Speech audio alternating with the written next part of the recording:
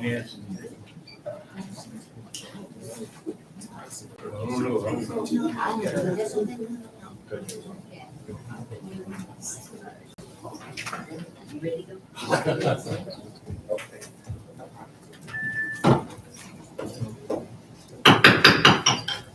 Good evening, ladies and gentlemen.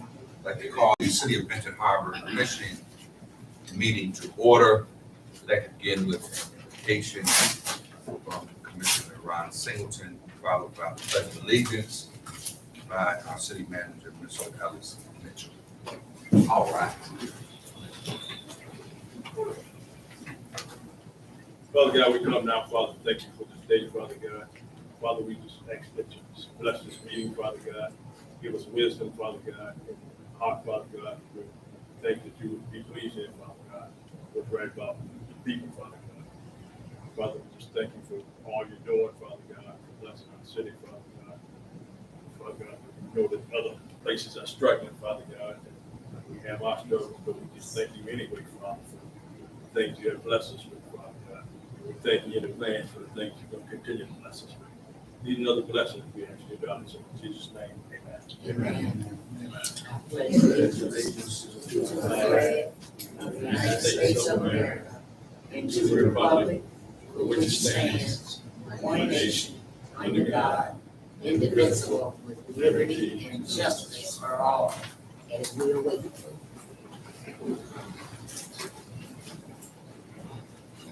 This brings us to our roll call. I yield to the city clerk. Commissioner Adams? Present. Commissioner Clark Griffin? Present. Commissioner Edwards? Yes, President, I'm sorry. Commissioner Henderson? Present. Commissioner Henry? Yes, present. Commissioner Isa? Present. Commissioner Singleton? Present. Mayor Pro Tem Seats? Mayor Mohammed? Present. Mayor Moore? This brings us to the approval of minutes, regular minutes, August 15, 2022. Is there a motion for the approval? Motion is made by Commissioner Adams and it is supported by Commissioner Henderson. Madam Clerk, please call roll. Commissioner Henry? Yes. Commissioner Isa? Yes. Commissioner Singleton? Yes. Mayor Pro Tem Seats? Commissioner Adams? Yes. Commissioner Clark Griffin? Yes. Commissioner Edwards? Yes. Commissioner Henderson? Yes. Mayor Mohammed? Yes. Motion carried. This brings us to the approval of accounts payable listing. Is there a motion for the approval? Motion is made by Commissioner Adams and supported by Commissioner Henderson. Is there discussion? Chair recognizes Commissioner Henderson. Yeah, thank you, Mayor. Just one question around Kenwood Associates, just about the payment number. What payment number is that for their organization? It's on page 5 at the top. What was the question again? I'm sorry. The payment for the McKenna Group? McKinney Group? Yeah. I'm not sure. I believe I brought that. I'm not too sure. People that's doing the master plan. It's McKenna Associates Incorporated, which is the company that was approved by the city council to perform master plan work. The approval was $440,000. Why is this one so much larger than that? I don't have that invoice. But I make a note of that. Just to follow up in terms of the amounts. The first, the more than one payment on this account, and I know there's still quite a bit of work to be left, to be done on the master plan. So we shouldn't be completely paying this invoice, the work is still left to be done on the master plan. With that being said, I just need to know the other amount that was paid for this invoice. I'm sorry, I wasn't able to make it at a different meeting before I came, so fast. Just the amounts that was paid previous, and this amount, $71,000 out of $100 and some $1,000 that we were set to pay them. Okay. I'll follow up and make a note of that. So, Thank you. yes. Thank you. Chair recognizes Commissioner Adams. Thank you, Mayor. That was questionable to me as well, and I'd like to see that broken down because I know that there was an approval of 20-something thousand it was last month or the month before, and this is such a large amount, and there's still a lot of more work to be done, and I thought that those payments, I would expect to see them just like that. Therefore, I'd ask that it be removed until we get clarity. Also, what is the replacement of these that are highlighted? LSL replacement for some of the engineering work that's throughout. I know it's for the lead lines and everything, but why is it highlighted as replacement? Is it just to let us know that it's for the replacement? Okay, because I don't remember seeing it on the last one, but if we could possibly get more detail or just a hint of what things are on our accounts payable, we wouldn't have to ask so many questions during our meeting or no prior to. Also, as it relates to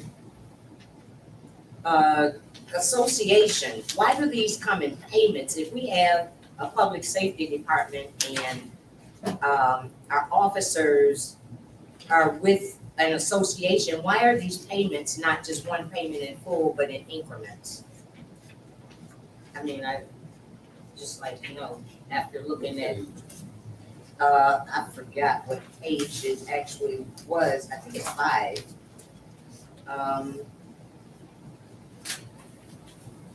I know that over the course of the last couple of months, we've released $100 twice for Police Association. I think this one was 114 or something like that.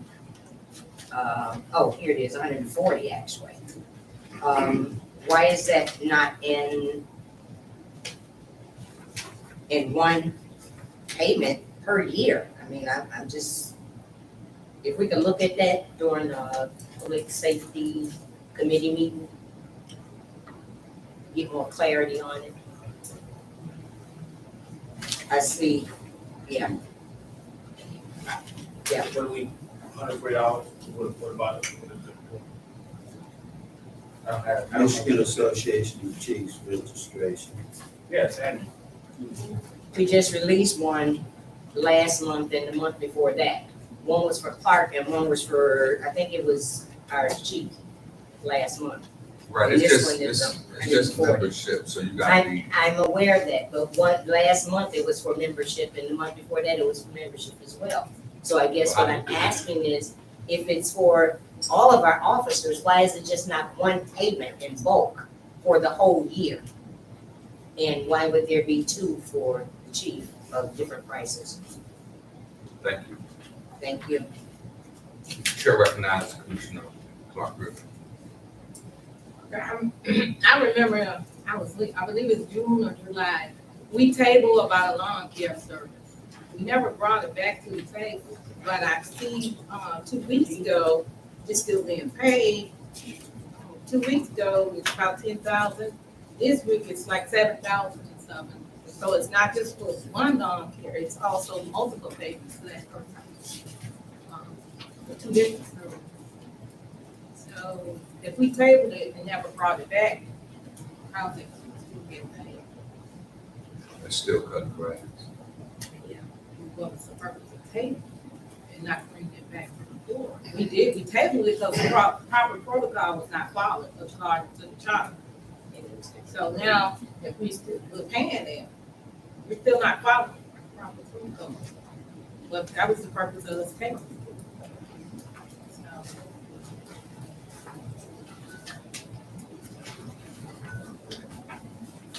So, this as far as with the McKenna Associates, I was here the first time, well, the last time we had the master plan approved.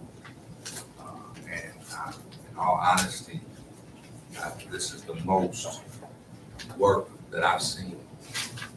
Of any, I mean, it's only been, last one was 2011, which was 11 years ago. When we passed the last master plan, that was under emergency management. this particular group. And this is just whether the other one was not doing enough. But what I've seen thus far with the different meetings, the different groups, the engagement, the reports given to us here, it's more than I've seen before. Maybe, you know, the previous is not the best example. But what I would hate to have happen is, you know, as the person is performing the work, which the master plan is very critical to development, placing, mapping for the city of Benton Harbor for the next 30 years, or 40 years either. So I would hate to see somebody working on it and all of a sudden, you know, we're saying we're not gonna pay you. Because that could cause a problem, a bigger problem than us coming up with a checklist of different things that the city council, the city managers, the staff wants to see prior to final payment, which should come from us. So I think that it's great that the first ward commissioner brought this to our attention, you know, that we want to make sure before we pay out all deliverables are executed, because that it's just that important.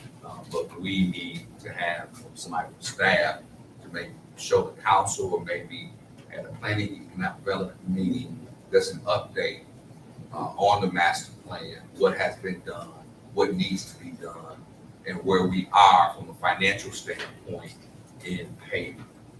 That's important. So, Mr. Mitchell, if you could speak to that. I saw the assistant city manager with his hand up, but I want to yield to you to speak to that, so the council can have some understanding of just exactly where we're at in this process. And that's what we'll do. We'll get a report for all of you to see exactly what's been done and what's been charged and what's left. Chair recognizes Commissioner Adams. Thank you, Honorable Mayor. We have been engaged for the most part, virtually as well as in person. And if we're looking at, we're just entering into the 9th month of the year, and we're looking at the completion of this master plan next year. So if, and this company did charge us more, but I do like their method of engaging the community more, or to try and draw their attention out to be a part of. However, for them to charge us more than the others, we never paid the other company, well, the others, we were in a state of emergency and stuff was running under emergency management way. But for us to be paying this off so quickly, how many more draws do we have? If we're looking at way next year, and we're just entering into the 9th month of this year, and there's still a lot of more engagement to be had prior to their final payment. So I'm just, I mean, I don't know the reasoning for the such a large amount, but. Well, that's more on the administrative side. From the manager's office, which you can explain, you know, and get that information to the council of what is the breakdown in terms of the payment schedule. When you think you'll have that? I'll be able to send it to you. I'll talk to him tomorrow. Probably about Thursday, Friday. Because I know he has been coming to the council meetings saying he wants to meet with the ward commissioners. He wants to meet with the at-large commissioners. He wants us to get involved. He wants us to reach our residents. So I don't think, from, like I said, I voted against the master plan in 2011 because I saw lack of. Yeah. So I'm not, you know, but what I've seen from him, I think that it's a good, but we do need the details of payments and the structural layout. Chair recognizes Commissioner Sims. Thank you, Honorable Mayor. Yes, I'm sure that there was some type of agreement that we entered in with them that made sure what they're responsible for and what we're responsible for, like pay schedules and stuff like that, so we can get that. I think that probably brings a lot of clarity to it. Chair recognizes Commissioner Evans. Thank you, Honorable Chair. Also, I would like to know what would be the end goal for that services? And along with you, Honorable Mayor, I've seen Surratt's, I've seen master plans. This is the first one I've seen where they actually made sure that if anybody wanted to be there, that you could. And I mean, they even went as far as contacting me, Mr. Lee, and also the group about the dollar line. So they wanted to make sure that everybody rode through their wards, through the city. I had enough time to vent whatever I wanted to vent or to suggest. So it wasn't like I had to wait in line, the bus wasn't full, but saying that, what is their end goal? Because we can tweak anything. We can tweak from now on, which means they'll be getting paid from now on. So what is the end goal? Not only for them, but what is the end goal for us to quit tweaking? So we gotta have a date on that, or else we'll just keep banning. Well, it's a, they started in June. It's a year-long process. We meet twice a month. So you got 2 meetings in October, 2 in November. We got 6 meetings before the end of the year. So we're not looking at something that's in a distant future. It's gonna be upon us like that, and I think that, and that's why I said I'm happy that Commissioner Henderson brought this up, even though I think we're spending a lot of time accounts payable portion with the discussion of it. But I am eager to see this presentation, and I'm sure he would be more than happy to come to that seat or to the committee to lay out and how he wants us to engage. Honorable Mayor, if I That's, may, yes. just moving forward, if we know ahead of time, just like if the city manager knows ahead of time that he's going to be asking for him or anybody else for such a large amount, just for us to know why. I mean, I don't think he's asking like. no, but the city manager would be able to explain He to us will. that, yeah. And he should, once he does this, Yeah. once the payment breakdown. If there are no other items to be discussed, I call for the question. Thank you. Pardon me, Chair recognizes Commissioner.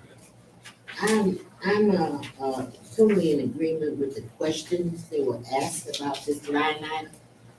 And I'm really having a problem with paying it, so I would like to take it off the list until we get our questions answered. It's nothing I wanna pay without having our questions answered first, so my recommendation is the motion is to take this 1210507 off until we get all our answers. Support.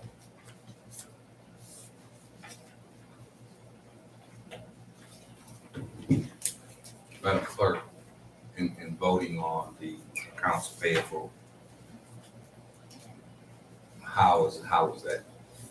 So we have a motion by Henry and a second by Adams to pay the accounts payable minus the bill to McKenna. Thank you.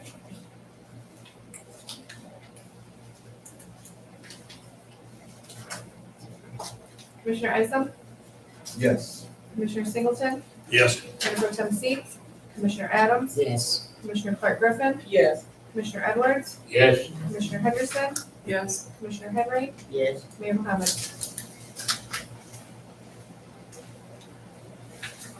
And Mohammed? Yes. Motion carried.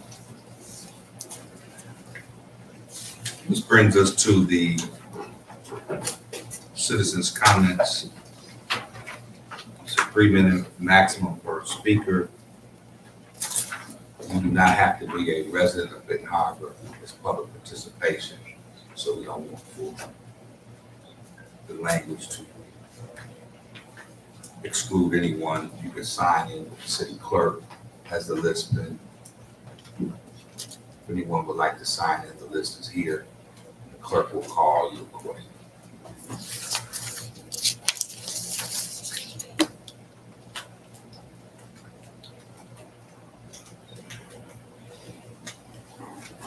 Spencer Nesbit.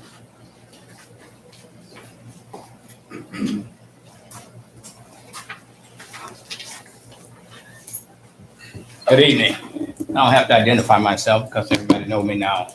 But, last meeting, the city manager asked me to come in and have a meeting with him. And I did on the 22nd of August. I met with the city manager, the chief of police, and Mr. Little.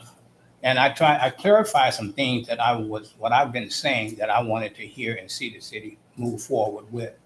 And it's nothing against what no one is doing, the city manager. I know that there are things that has to be done, and there's a process that you have to go through. The attorney explained that last week. I understand that. But what I'm talking about is how the city is being ran as far as the employees and the people that are working. Nothing is being done. I've been complaining about the streets. No, the city public workers are not working. Nobody is doing anything. And we have four ward commissioners, and we have 4 at-large commissioners. And I explained that to one of the at-large commissioners yesterday, and he looked at me and said, yeah, you're right, but nothing happens. Nothing is happening. No plans and things are being done. You got to have a plan to do something. And as far as I'm concerned, if the city manager doesn't know what your plans are, how can he enforce anything? When you are running for election, the only thing I heard was, I need your vote. What was your platform? Nothing. And yesterday, there was a meeting. I was watching TV rather, and there was a program on, and they were talking about Benton Harbor, living in Benton Harbor. The people came in, they interviewed the people down on Territorial. Hometown Living was the name of the program. They looked at it and they said, wow, everything is going good. Why didn't they come over to where we live and say that? Now, we still can get someone in here to do that, because we can call the news reporter to come in. They can come in and take a tour of the city and see what we're doing. Now, I'm not going to stop coming. I know it's 3 minutes. If you add 1 + 1 and hit the equal sign, they give you a number. But as long as I'm coming, I'm going to add a plus sign to that too. I'm going to be here every week, talking about what's going on. If we need some help, then we need some help. Get somebody, hire somebody to help somebody do something. Don't sit around and say, we're going to do this, but you don't do anything. And that's what I'm referring to. It's nothing to reflect the city manager. My opinion, it's reflecting you, because you're not doing anything. I'm looking at you, not at the city manager as a whole.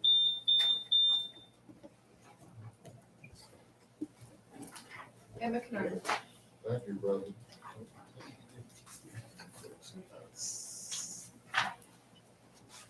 Emma Kennard, 270 East May Street, Benton Harbor, Michigan. And I'm here to follow just what this young man here just spoke about, is the condition of our city. Too long, years ago, I used to sweep curbs and work sweeping down. The city should have a log where they keep in touch with what the workers are doing. And what I understand, there's no log even for down here at Public Works. So how do you keep up with what your workers are doing in the city? Every time we say the streets are a mess, well, the street sweeper is broke. As soon as they get it, they must break it so that they don't have to work. This is a shame. The curbs are. And I've got grown up to be an old girl still trying to sweep the streets, and I'm tired. This should not be. And I'd say each and every one of you should be responsible. I look at one of the houses that had a burnout, a couple of them, biggest eyesore in the city.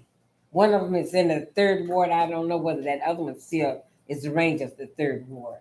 But there's each one of those wards that needs some work to be done. I mean, serious work. Pick up, clean up, and everything. They said, well, it's the residents. But you can enforce laws that's on the book. Enforce them. There's no need of having laws if you don't enforce them. Whose job is it to do it? Who's designated to do it? Are you just sitting up warming up seats? And then we asked about the water center down here that had so many violations. And just X amount of years, not even 10 years ago, we had Emma Marsh that updated everything. And I asked a question and never got an answer as to where do we stand with what we are paying out for the work that was supposed to have been done there. And where do we stand for have they updated or have they corrected the problems that was there so that we can know where we are here in the city. We can't brush our teeth with the water, even though the change has been done in our homes with the lead. We can't wash our vegetables. Maybe you want greens, and you know how you have to wash your greens and your vegetables. This is something that and then they have their nerve to go up on the water bills. I mean, what's the point? And then they get upset because then it's a lawsuit against the city. When each one of them, except for the young lady on the end, was here when I brought water and brought it in and asked to even have it checked. And I said each one of them should have got on. Mayor, did you check that water that Ms. Kennard gave you? That should have been followed in pursuit to make sure that when we come with questions and answers, that they make sure that we get those answers. Thank you, Ms. Canal. Okay. Mr. Duncan. I won't take up a lot of you guys' time. It's probably just old stuff like Ox Creek and how much citizens input did you really have. I see the job has started and looks pretty good right here. Not over here though. In case you guys didn't see that, I'll just say that. What about the Bobo Brazil? What about the Bobo Brazil Center? Will it ever open? These questions that citizens are asking me, and I'm going to make sure I come in here every time I can and ask the same questions because I feel the same way they do. I asked about the fishing, so I got to answer that. I'll get answers why the buoys weren't put in, why they said they couldn't be put in or whatever. So I'm waiting to still get that information, but I was told I could get it.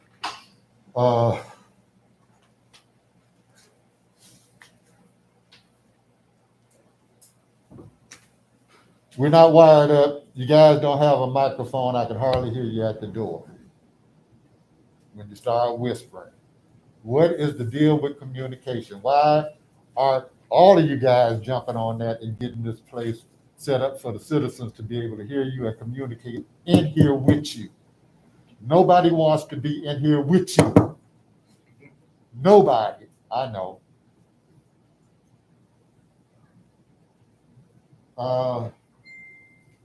Just like that.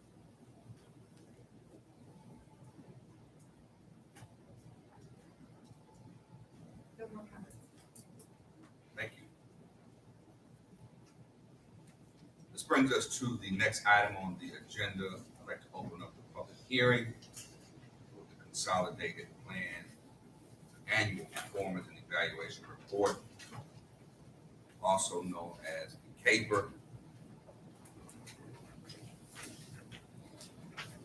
Yield to the city manager.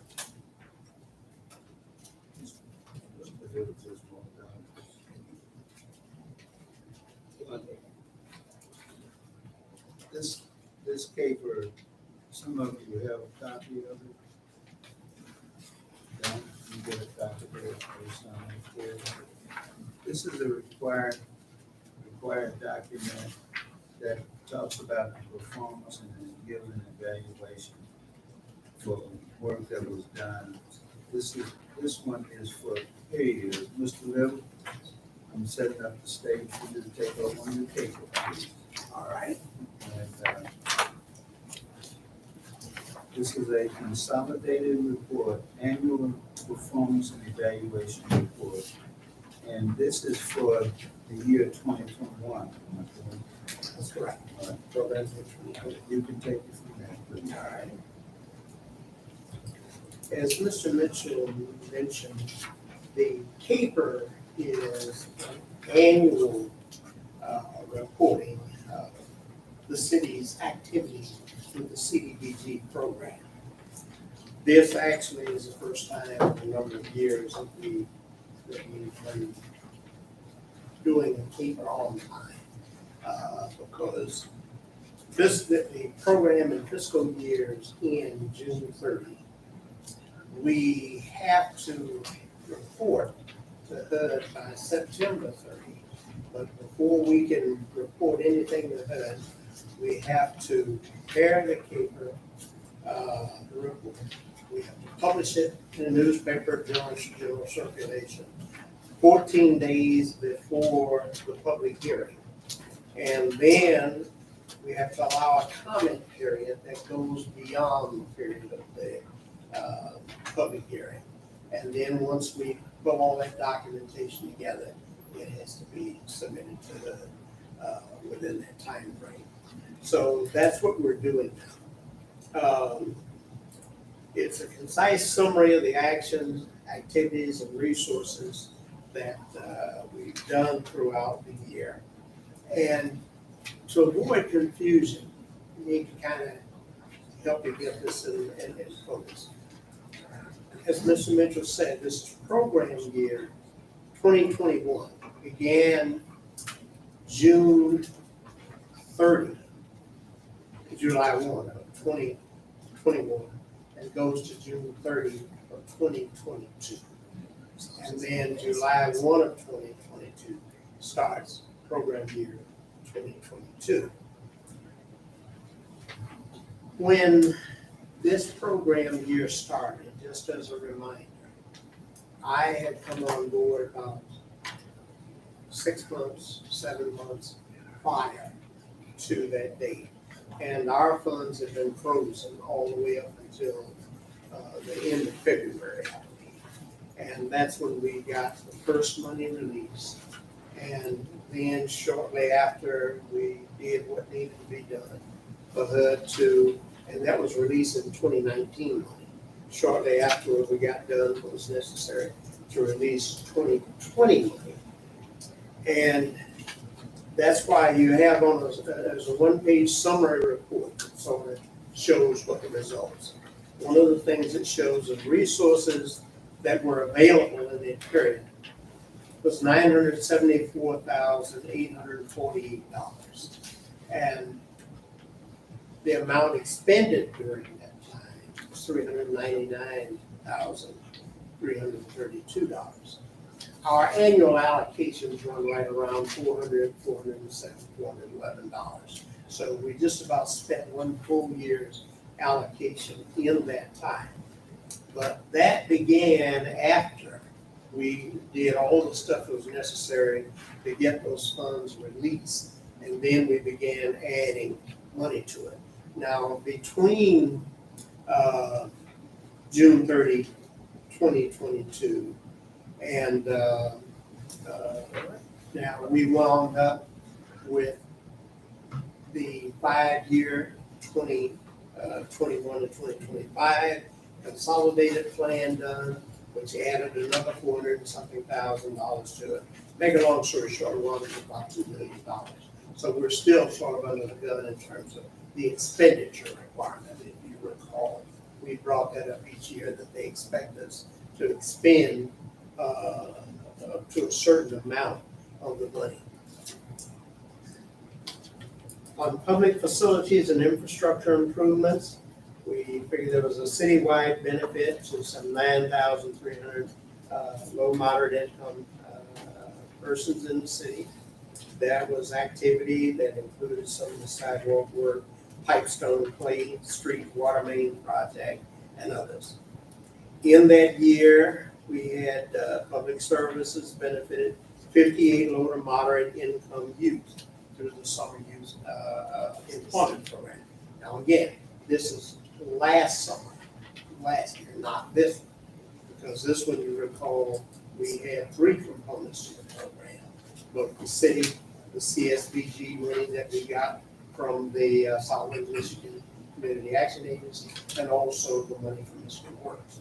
So the city delivered meals to some 88 low to moderate income elderly persons sheltering from the pandemic using CDBG CD funds. Also in that program year, we completed the analysis of impediments to fair housing program, where they did a study. You will recall, I think all of you got a copy of that. So that's the actual performance within that time period. So with that, I'll just stop and see if there is questions.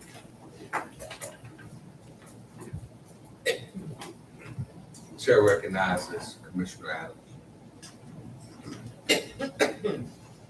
Thank you, Honorable Mayor.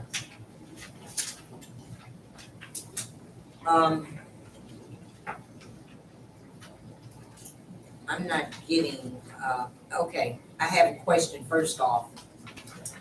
What the CAPER includes on, I guess this is the second page or third page over. The report on resources and investments. What type of investments are we talking about? Just to invest in putting some youth to work, just investing in our elderly people houses is okay because Yes, that's what they do. it should say that. I'm just saying, just to be clear, so the residents would know that if they pick this up, they would know that that's the type of investment.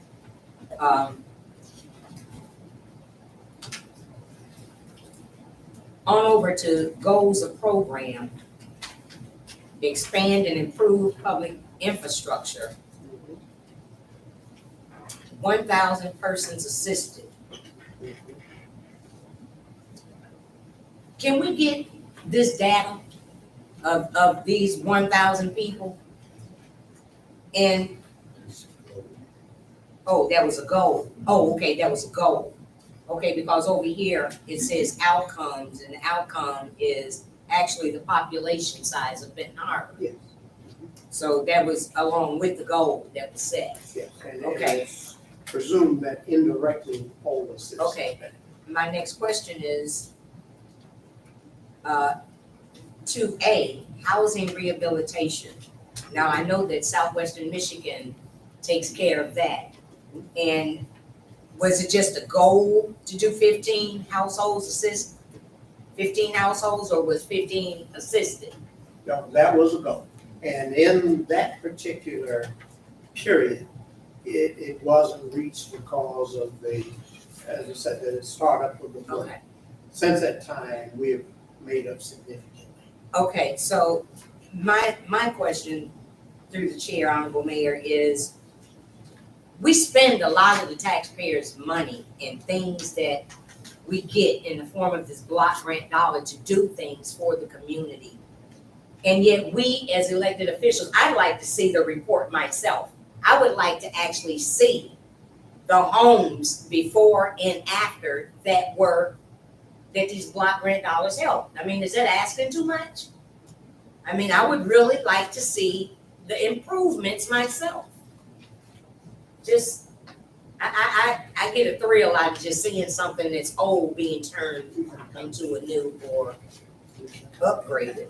I know you have provided a list of houses that have received work, how much each particular house received, what was done.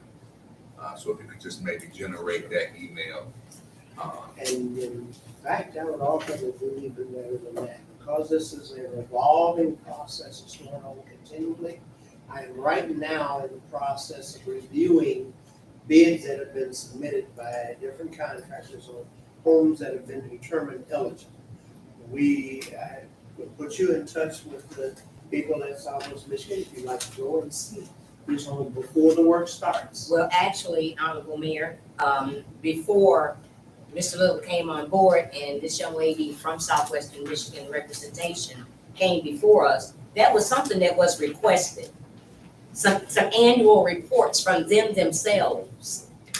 See, we have residents thinking that we don't do our job, and it don't set well with me. Because I raise a whole lot of cane to get things done, that the residents know that we are doing exactly what they elected us to do. And just to sound professional don't work for me. I like to see things with thine own eyes, to know that they are taken care of. And it doesn't fall on you, Mr. Little. It's that something that we requested of Southwestern Michigan when we initially gave them the contract to do the rehab of the homes with the citizens block grant dollars. And it's not asking too much. I've had mine done before. They took pictures throughout the whole house before and after. I mean, the elected officials should be privy to it. Yeah, the houses were provided and addresses. I haven't seen it. Check your email. When was that? It's been some time. Several. Some time ago. And it's been on more than one, because it's been going on. I've never seen Over any the years. pictures. Well, I mean, you gotta get them. I am involved, and with our last economic development person, which was Ms. Jennings, we had the same problem. I'm more present than anybody. So thank you, Everywhere. Mr. Adams. I just want to commend you, Mr. Director Little. I saw when they tried to dissolve the Community Development Office, they tried to outsource it, found out they could not. We had abysmal turnaround. We couldn't keep anybody in the office for more than 6 months. What you've done with the money that was just sitting there, you know, been able to actually get it into the residents, the sidewalk projects, home improvement projects, summer jobs for youth, which we have not had for years, along with a lot of the other work that has been done. We only get about 400,000, as you stated, which is not a lot of money. And any time that drops below 300,000, then the county becomes a fiduciary.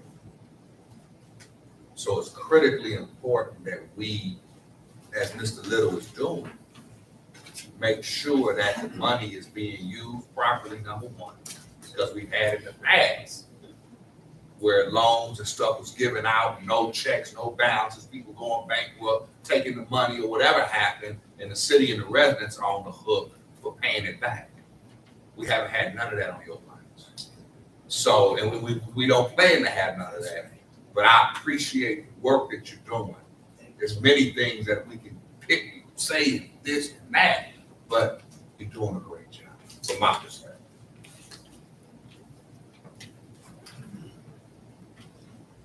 We like to, unless there's no other comments, close this portion of the public hearing for the panel and then have any comments from the audience. You can also have written comments for 30 days that can be submitted to that office.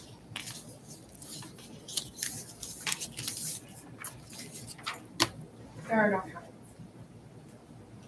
Mr. Director Little, could you just explain how a resident could or can, pardon me, have a written comment? Yes, you can send written comments by mail or email if you wish, or just drop them off at the office. And correct on the time period, because the comment period started, in fact, I think it was stated in there. It's been a couple of weeks ago, and runs through the 12th. So you can make any suggestions or comments that you want, just get them to me and we'll record them and take them into consideration. Thank you. close the portion of the public hearing at this time. This brings us to the consent calendar items. Is there a motion for the approval of the consent calendar? Motion is made by Commissioner Adams, supported by Commissioner Henderson. Madam Clerk, please call the roll. Separated item. Well, I just asked. Oh, I didn't know. I thought that there was to separate some items. What item did you like separated? Resolution to utilize opera funds to upgrade and install cloud-based computer data. Resolution authorize city manager to enter into a contractual agreement with HR services. Approval of MDOT performance resolution from opera. Purchase of 2 pieces of heavy equipment, banded chipper, and a dual brush, whatever that is. What is it? So that's everything. Everything. Noted, Madam Clerk. This brings us to the first separated item, a resolution to utilize ARPA funds to upgrade and install cloud-based computer systems, BSNA software system. Is there a motion for approval? Motion is made by Commissioner Henderson, will be supported by Commissioner Edwards. Is there discussion? Chair recognizes Commissioner Adams. You see that we have some residents here this evening, because we usually have 1 or 2, but just for their understanding of their tax dollars, could you please explain what this resolution is? Honorable Mayor. Yes, ma'am. The memorandum reads, item before the commission to utilize a portion of the ARPA funds designated as the revenue loss allowance to cover the one-time capital expense to upgrade the city's computer network and operational software to cloud-based systems. The recommendation is to contract the services of Analytics, BSNA, to upgrade the city's computer operational software systems to a cloud-based system that will serve all city employees. This system will provide portability so all systems can be accessed securely and safely by employees when they are working in the field or working at another location. Justification, the finance department has received information from the city's IT service provider that the servers that the city is currently using are at risk because they are outdated and are not housed in an environmentally safe area for computer equipment. In addition, the city's operational software package used for billing, payroll, rental registration, cash receipts, financials, etc., is not accessible to all city employees. There is a need for employees to access the operational software package at all locations, and the ability to access the system while working in the field.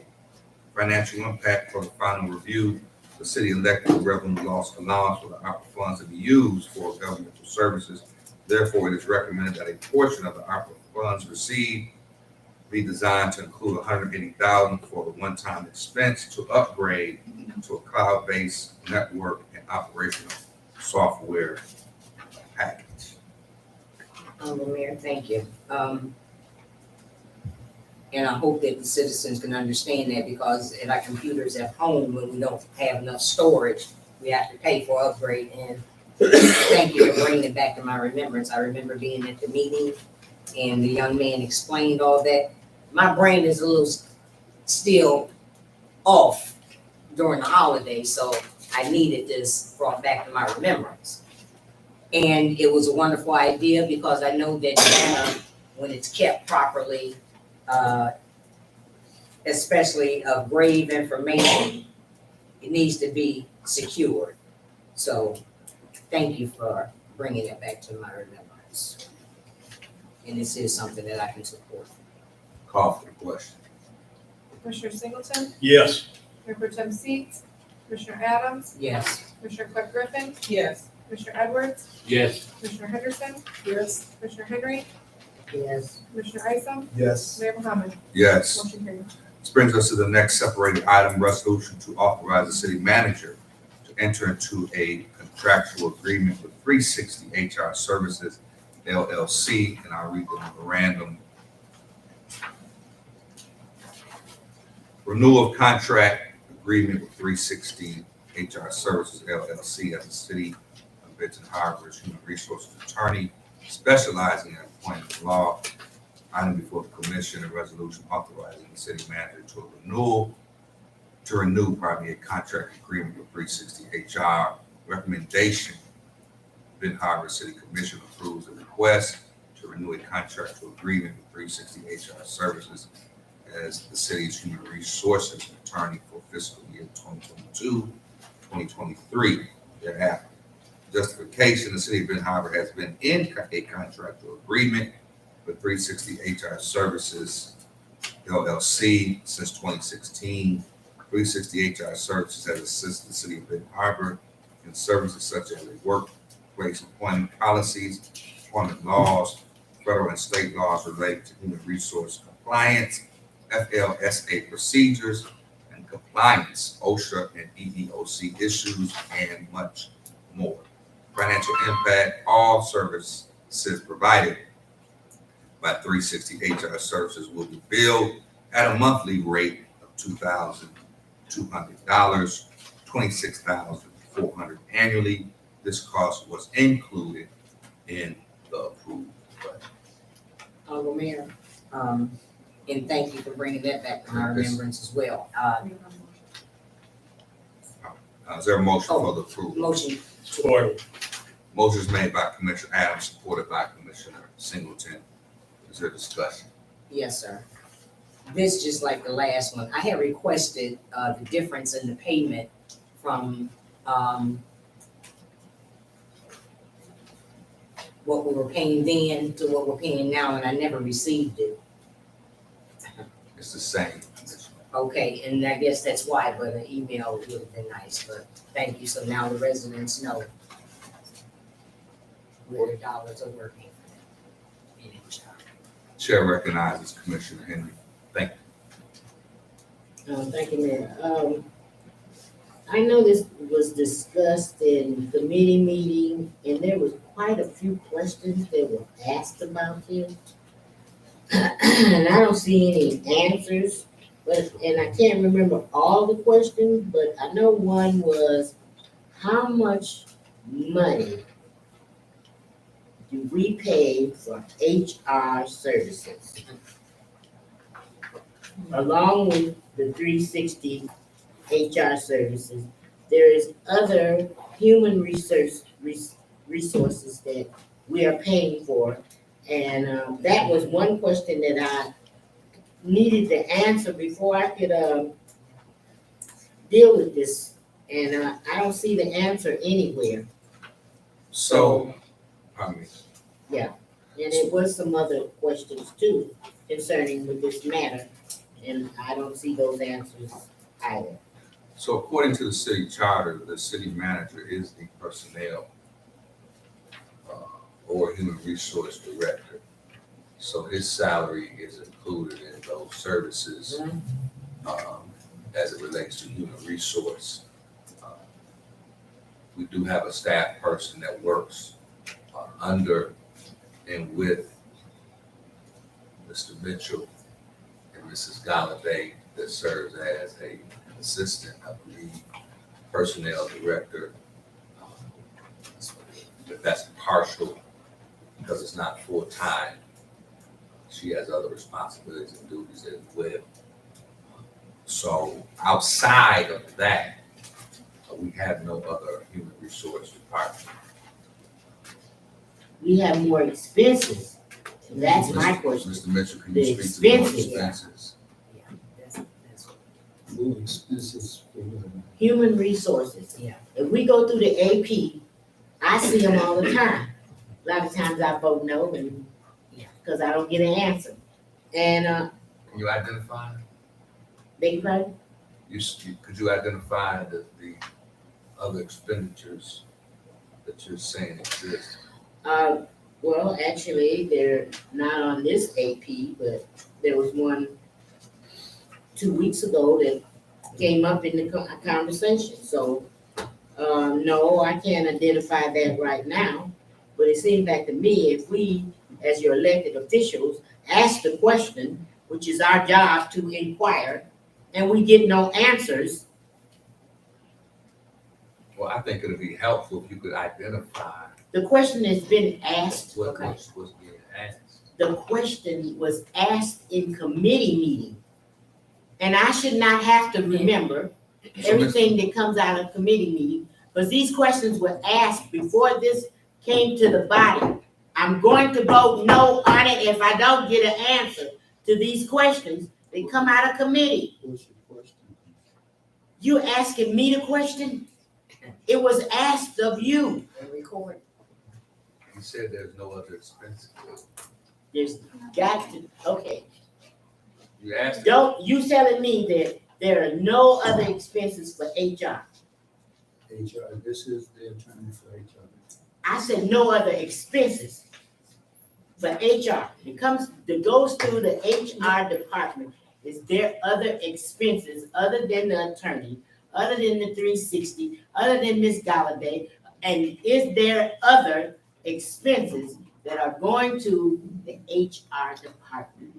There's one other person that works in the department. No, with her. Is- Chair recognizes Commissioner Singleton.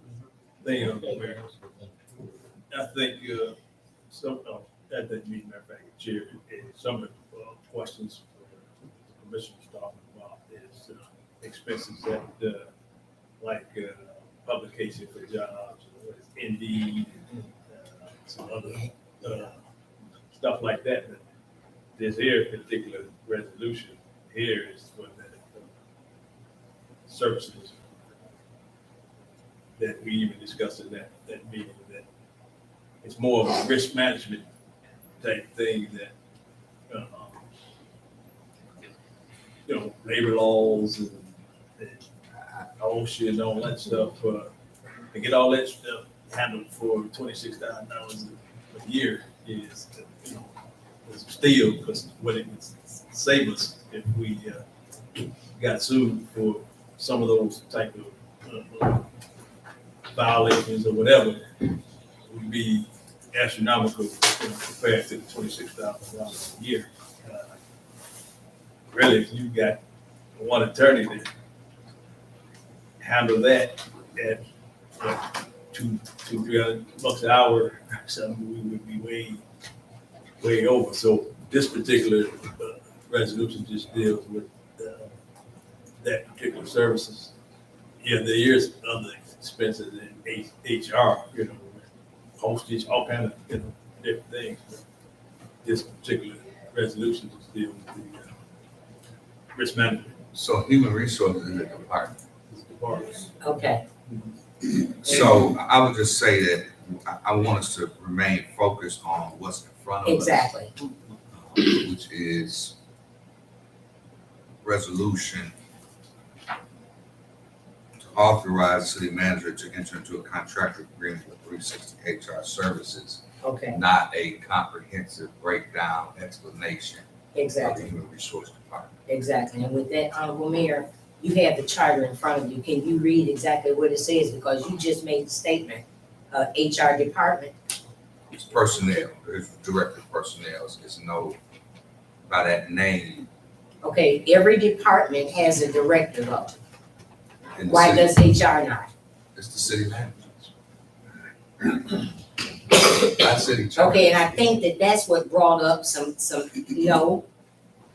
not what the charter said, but that's what brought up the question about payments, and we won't talk about employees' pay publicly, but we were trying to differentiate. Is it added into his pay that he gets already, or is there a separate pay, or what? I mean, we're just watching It's no separate taxpayer pay, dollars. hidden pay, it's no, Mr. Manager's paid what he is paid. Okay, then that's all. This conversation shouldn't even be happening. You separated the item. I'd separate the item, but had it been answered during the time that it was asked, we wouldn't be having this conversation. Well, I'm only doing Okay, what you all right. requested. Okay. Thank you, sir. Thank you. Chair recognizes Commissioner Henry. Thank you, Chair. So, true enough, the item on the agenda is one item. But we're in committee meeting, it's a point of where we have the opportunity to vet, we have the opportunity to research, and we have the opportunity to know what we're voting on when we come to this meeting. And if we ask those questions and don't get them, and it is a pertinent question to ask, how much money are we spending on HR? Because this is an additional expense. No, it's not an additional expense, it's already. It's already approved in the budget, but it did not answer our questions. And so we can see what the whole process is, why are we needing it, what we're needing it. We need to know these questions. And we don't need to just keep going around and around. Just give us the answers. What are the expenses that HR is presenting to the finance director? This is an item already approved in the budget. That has nothing to do with it. And The question this- came but out of that's committee. not what's on. The question came out of committee on this subject, And what committee did it come out of? the one that you wasn't there. I was not there. Well, then what committee do you think it come out I of? read. But then you know what committee we talked about this in, and you know every question that was answered since you can read so good. I don't claim to be. Well, no, I'm not gonna have this back and back conversation with you because I have the check, I have the table, and I'm still asking for the same question, for us to find out, Thank you. for us to know what is the full, and it came out of committee concerning this document, this line item. So it was a question that needed to be answered. I appreciate it. Thank you. So I'm not gonna get an answer, city manager or the financial director? Yes or no? They'll follow. No, I'm not asking you, Chair, please. I'm asking the city manager or the The finance manager director. already answered. No, he didn't. Sir, please quit interjecting your stuff in it when I'm asking the city manager through you. I don't need your comment on it. I need his or the financial director to tell me the answer, because obviously you and I don't know. Well, I don't think that they can come up with how You don't much think? money at this time. In fact, I know. Well, They then cannot. They I'm can- asking them they to can give get me that. that information. We'll make sure you get that. Thank you very much. Call for the question. Mayor Pro Tem Seats, Commissioner Adams, Yes. Commissioner Clark Griffin, Yes. Commissioner Edwards, Yes. Commissioner Henderson, Yes. Commissioner Henry, No, Commissioner Isom, Yes. Commissioner Singleton, Yes. Mayor Mohammed. Yes. Motion carried.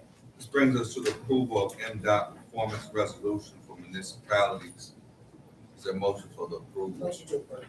Motion is made by Commissioner Adams and it is supported by, is there a second? Support. It is seconded by Commissioner Singleton. Is there discussion? Could you, for the listening ears of our We residents? can't hear you guys, we know you're talking though. What's your question? So they'll know what we're about to vote on. It was already stated. What does the resolution say? Would you like to read it? I'm gonna let you say. I'll read the memo. Item before the commission, Michigan Department of Transportation Performance Resolution for Municipalities. The Benton Harbor City Commission approves Michigan Department of Transportation request for a signed performance resolution for municipalities. The resolution is required by the Michigan Department of Transportation for purposes of issuing to a municipality an individual permit for use of state highway right of way and or an annual application and permit for miscellaneous operations within state highway right of way. Financial impact, none. This is a pretty lengthy document. Yes, it is. I'm just trying to bring back to my remembrance of what exactly it was. And definitely it had no financial impact. But is it something that could cause us to lose land? I don't remember what the conversation was, but Yeah, I'm not city attorney. So MDOT has right of ways, on the city streets. It's 33 feet from the center line going each way. And this is saying that the city has utilities in these right of ways. So that when the city hires people or has its own workers working and fixing city utilities in MDOT's right of way, this is just saying that we're gonna make sure we do it correctly, that we've got proper insurance, that we're getting the permits, and that it's just being done, and it's okay. gonna hold us responsible if we don't. Okay, so this sounds like a document that I've been waiting for, and I don't remember it being in committee because I would have asked these questions. For one, we have a lot of work going on in our community sometimes, and we aren't even aware of it. So when somebody like MDOT, being an arm of government on a higher level, which is local, we are privy to, or we would know or should know when they are doing work in the community. It's kind of like when the 5 streets turned into 4 down here at the corner, and we ended up with this big old silver ugly box in a place where we lost a street to the Fidelity Building. We weren't aware that all of this work was going on and that the street was being cut off. And as gatekeepers, I think that that's important that we know what's going on in our community. So does this right here clean up some of that matter? That we as a city know when people are working in our community doing specific things? Go ahead. Please. So this again is only saying that when the city is working on its utilities, it's and in the state's right of way, has nothing to do with when the state is doing something, or this is just when the city is working within the state's right of way. Okay, so wait a minute. There's something about that is not fair. They have to know when we're working in their right, but what we do? No, when they need something, okay. But it's these other characters like AT&T and all these other people that do things that, okay, well, we'll work on that, I guess, in legislation, I pray. To know what's going on in our own community, folks moving streets, doing what they want to do. Call for the question. Commissioner Clark Griffin, Yes. Commissioner Edwards, Yes. Commissioner Henderson, Yes. Commissioner Henry, Yes. Commissioner Isom, Yes. Commissioner Singleton, Yes. Mayor Pro Tem Seats, Commissioner Adams, Yes. Mayor Mahoney. Yes. Motion carried. This brings us to the last but not least, final item on the agenda. Which is approval of funding from ARPA for the purchase of 2 pieces of heavy equipment, a 15 banded chipper, and a dual brush pellet. AKA DKA streets. I make a motion. Second. Motion is made by Commissioner Edwards, and is supported by Commissioner Henderson. Is there discussion? Yeah. Chair recognizes Commissioner at-large Adams. Thank you, Honorable Mayor. I think for the city, well, actually, I think that the residents need to hear an amount that we're talking about before we even open this up to discussion. but I'll just bypass that because one of the residents, actually several of the residents, and I hear it all the time when I'm out and about, and I see it for myself with thine own eyes. We don't have accountability. We don't have enough workers. We evidently lack responsible people with equipment, from what I hear some of the residents say. And I've only saw a street sweeper that we purchased one time. And then I saw it parked somewhere in somebody else's domain. Was it being used for parks? I don't think that's fair to the residents that we continue to spend hundreds of thousands of dollars, and yet they never can even get the front of their doorstep swept. I can't believe that we just had, I'm not even gonna go there, but there's no way in the world. School just started back, We want to stay. and we're going to. That bridge over there was not cleaned off, that our babies have to ride down. But they have to see all of that. We've been paying $10,000 a month for a street sweeper that I've only saw once. One time. And that bridge over there, Tawana Marie Floyd Bridge, should have been clean, especially with all the summer work that is going on. We still don't have a street sweeper. Do we have possession of the one that we've been paying $10,000 for a month? From my understanding, Oh, we gotta do better for our children. If we want them to do better, we need to present better to them. But that's what we're trying to do tonight. Okay, but until we get some responsible people to be running stuff, I'm not spending another dime on nothing but some training for Ben Harbor residents so we can hire some more responsible folks. So the city of Benton Harbor received, and ARPA is the acronym for American Rescue Plan Act. From the Biden administration, the city of Benton Harbor received $9.8 million. It was received in two portions. We received the first portion and recently received the second portion, which was divided in half. There are stipulations and regulations as it relates to how that money can be spent. In this particular case, as you have stated, Commissioner Adams, the city is in great need of equipment. We have the best workers in the world, but they don't have the resources, or they don't have the capable tools to work. Then you see what you see. So anyhow, it says here justification as a result of years of neglect exacerbated by the emergency management situation that disposed of all the city's equipment. The city of Benton Harbor currently has limbs and trees from the storm a month ago all over the city.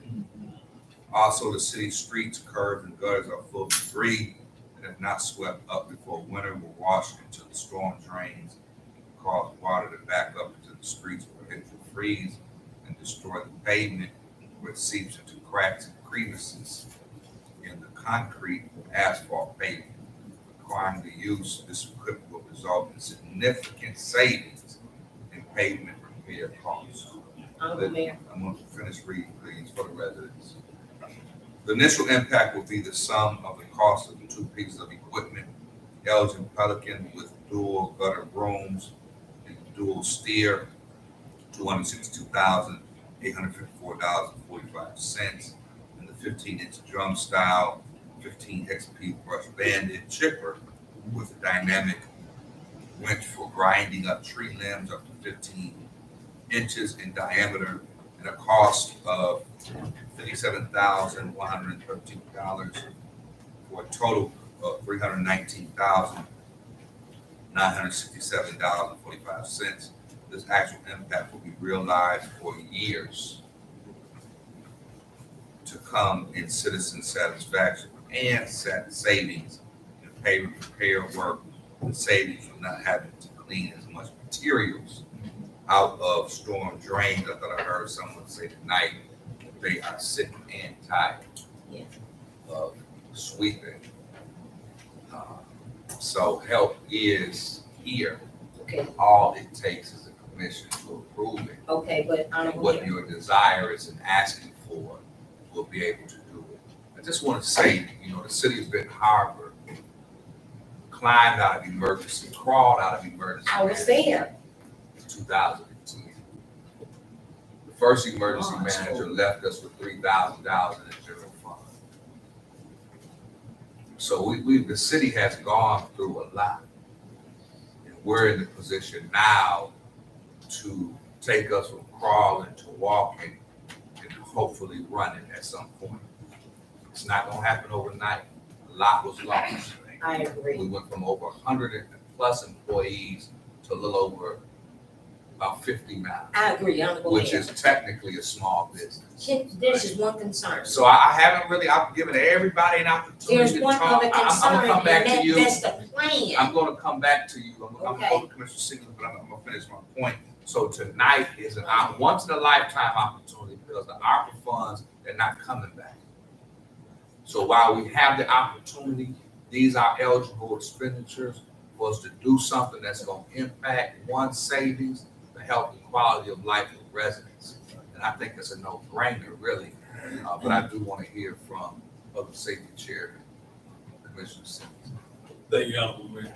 My sentiments too, that, we've heard the cries for years, about, the conditions of the streets, and what causes, we spend millions of dollars in fixing the streets and we don't have, don't keep them clean. We got stuff going down the drains, stuff frees up, crack up the streets, that's just throwing money away. This is an opportunity to start working on that problem, getting our own equipment. I heard somebody talk about, training. But, you gotta have some equipment because if they come in here and you don't have, what you gonna train them on? It's like going to school and don't have no books. So you gotta get some equipment. This is an opportunity for us to get it with no big burden on taxpayers, because to afford that equipment out of our general fund, we would probably had to go get something that was dilapidated, might run, wasn't running it. I think it was written that one machine for $10,000 for a month, and we were only, I think, getting it 1 month, but what can you get done in a month, Certainly, hopefully, the plan is, to get the personnel to operate their equipment, and we see something on a regular basis. The trees, like you say, don't have anywhere to put them, no equipment to chop them up, so if you get them chopped up, grind up, they take up less space, so you can start finding some places to put them, or even, we talked about recycling, somewhere down the road, but this is an opportunity to get the equipment that we need to begin to make some changes, and also for the residents' concerns and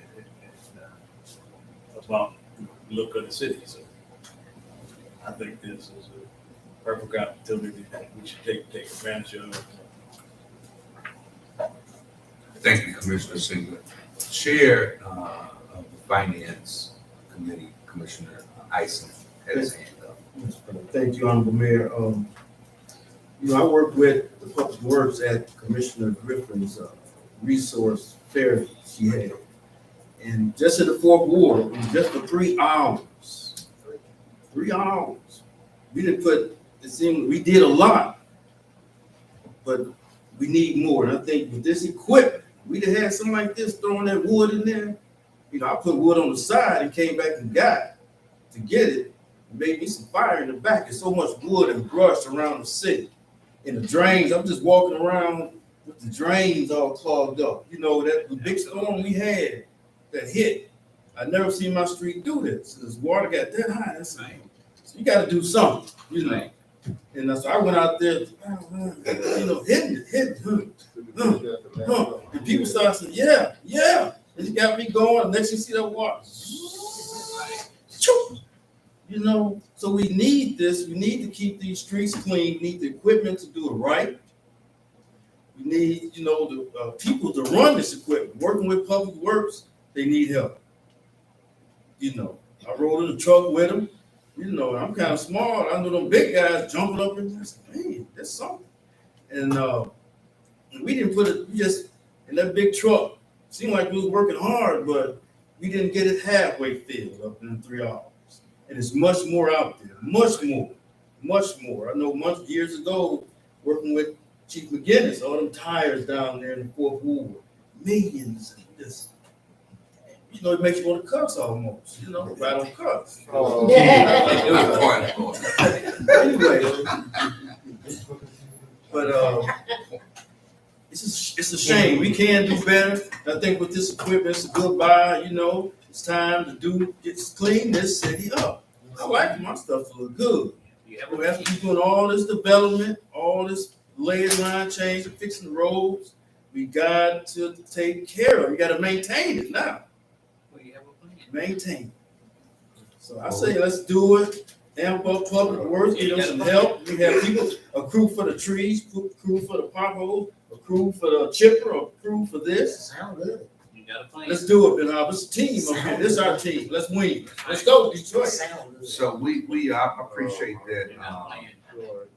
And we did reach out to Governor Whitmer, who contacted the emergency unit for the state police, who contacted the county, who contacted me, who contacted us. But when they looked at the gravity of the problem, the trees in the township, we were told that when they finish doing it and chip it there, then they'll be able to get to us. So not having our own equipment, we're at the mercy to wait on somebody else. And we can solve that tonight. Commissioner Henderson? Oh, I'm just gonna say, I'm totally in agreement with the purchase of this equipment. We hear a lot about what the city isn't doing, but there is a plan. There is things that this commission has been working towards for a long time, and this is just one of those things that will help improve the quality of life for the residents. And to say our employees are not working, they are working, but who wants to work for $13 an hour? So the issue is finding people who want to work for $13 an hour and hiring them. There's over 3,000 jobs available in the county. People don't necessarily want to work or work for that amount of money. So there are jobs open, but there is a lack of people to actually fill those roles, which means we end up on the brunt of that, not having enough employees to do the jobs that even we need to have done. And so the many businesses and organizations, I was talking to the lunch people today, Sodexo hiring, don't have enough people serving kids food in the lunchroom. So there are shortages everywhere that's impacting services and qualities for people in our community, and this is just one of them that we have to deal with. But our employees are working their behinds off with all of them shortages. They filling potholes, they working, helping with water lines, they doing everything, picking up trash, fixing broke machines. And so there is a plan, but we just have a lot of things that need to be done in this community that was neglected, as this resolution said, neglected, that was exacerbated by the emergency management situation that sold all of our equipment. And we have to repurchase a lot of that stuff. So a lot of things that we're facing and fixing has been in place for over 20-something, infrastructure over 100 years old that's being fixed. And so a lot of these issues we've inherited from bad management in the past that this commission has an opportunity to fix and is fixing. And so I am excited about all of the work. Commissioner Little, Alex Little, who is here taking over the CDBG funding and working his behind on fixing stuff that we had actually lost, millions of dollars that we were going to lose had he not fixed it. So all of the things that's happening, you don't necessarily see them, but they are definitely happening. So I'm proud and I am happy that these things are happening. We have an amazing staff that's working their behinds off. even if we don't necessarily see it. So thank you, to our workers and to the city commission for what is happening, and the residents. We hear your voices, we understand what needs to be done, we live here too and we pay taxes. So of course, I don't wanna go any place in my city, any place else to have to love and admire. I wanna admire where I live at. And so, we're just like you, and so we understand, we hear, and we wanna see those improvements, so. Call for the question. Been raising my hand, but you missed me. Pardon me, Good, the thank chair you. recognizes the third ward commissioner. Thank you. I'm totally in agreement that this equipment is necessary. It's been necessary for a long time. And the citizens are crying about the trees from the last storm that came. But my question is, will we have enough qualified staff to drive the equipment? I remember when we used to do snow reply, and they had two guys, and they would tear all the curbs up. Everywhere they hit, curbs gone. And on our AP list, I see a truck. Every month, there's repair on the truck. And when I ask why, is this one truck have to get $2,000 or $2,000 worth of repair every month? So the question that it got answered to me was that staff didn't know how to operate it. And it breaks. I don't know, because I'm just the inquirer. That's what I do. I have to ask the question. So my question is, will we have staff to do this work? And it's very much needed. The city has always told the citizens that the tree line was our responsibility. But after years of marking trees with different colors, we finally get into a place. But my question is, where are these qualified employees? Are they going to be trained? Are our people going to come in and be trained? Or are we going to go and look for those skills from someone else outside of Vietnam? Honorable Mayor. I want to recognize the city manager to answer that question, please. Mr. Mayor, the commission, and people in the audience. We are buying new equipment and we're going to have people come down and give demonstrations and work with the staff that we have currently. We're not looking to hire new staff for those pieces of equipment. Okay, that. So, because I don't want to get Well, into no. a staff question and we talking about the purchase of another. No, you still talking about the same thing. Well, it's not the same thing. Yes, it is. An HR issue, a question, and an equipment issue is two different things. To you, To what's on the agenda. no, to you, I'm saying that if we're gonna buy this equipment, I need to know some questions about it. He just answered. Okay, no, you didn't. Commissioner. You keep interrupting me, and I'm It's my job as the chair to make sure we stay on the agenda. you have not even let me finish, so how you know what I'm finna do? Because I'm saying to you, and I already said it, that if we have staff, if we're on short staff now, and we get two new equipment, are we still on short staff? We'll assign the staff accordingly. I'm sorry? We'll assign the staff accordingly. Okay, great. I like to see the streets clean. I've seen us pay $10,000 a month for a street sweeper, and it never came into the neighborhood.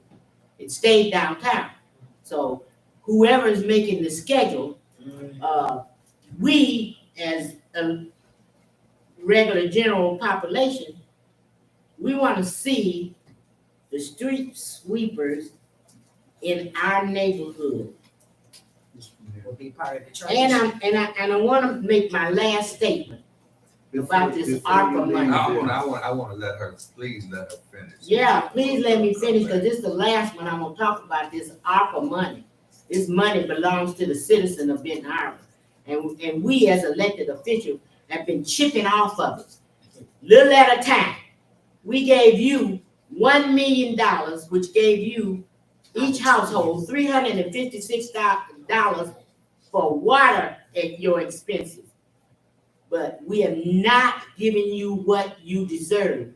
We should allow the city manager to pay to help the citizens with their water bill with the rest of that ARPA money. It's a win-win situation. We eliminate the stress of the citizens paying their water bill, and the water bill money comes back to the city. But for us to do what we did some years ago, and we did it out of concern for holding the city together. But where we are now, we need to take that ARPA money and stop pinching off of it. 60,000 here, 300,000 there, another 140,000 somewhere else, and pay the citizens' water bill.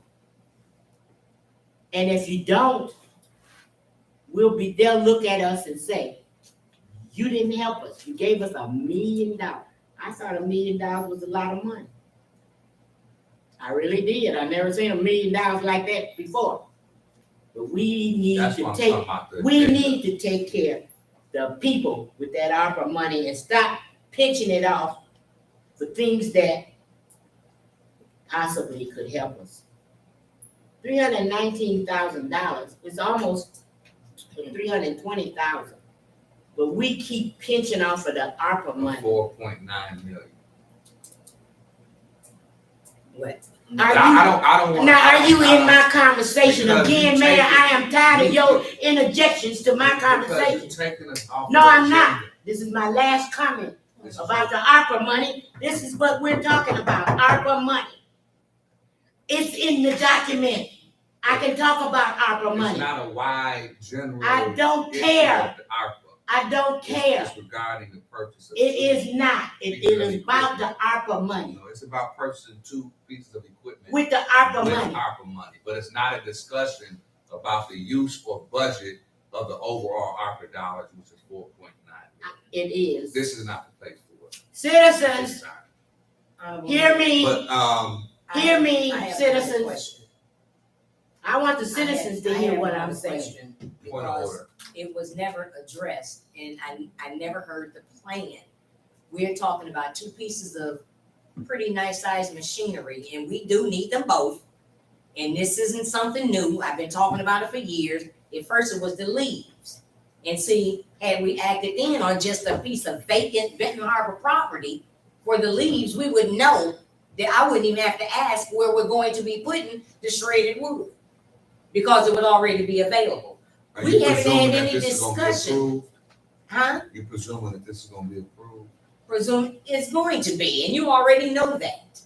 But I'm just So we can saying, deal with I'm that just saying that, after the. okay, approval. but wait a minute, is that after it is set out in the element all winter? And may need something, replaced? Well, no, my question to the manager is, when are we gonna get this equipment? And when are we gonna start chipping and getting the debris and the wood off of We gotta put the another- curb? That's what I wanna know. All this September, other stuff, October. I need to know, when are the residents gonna have these trees off of their property? By the end of the month, it's supposed to be. On the approval tonight.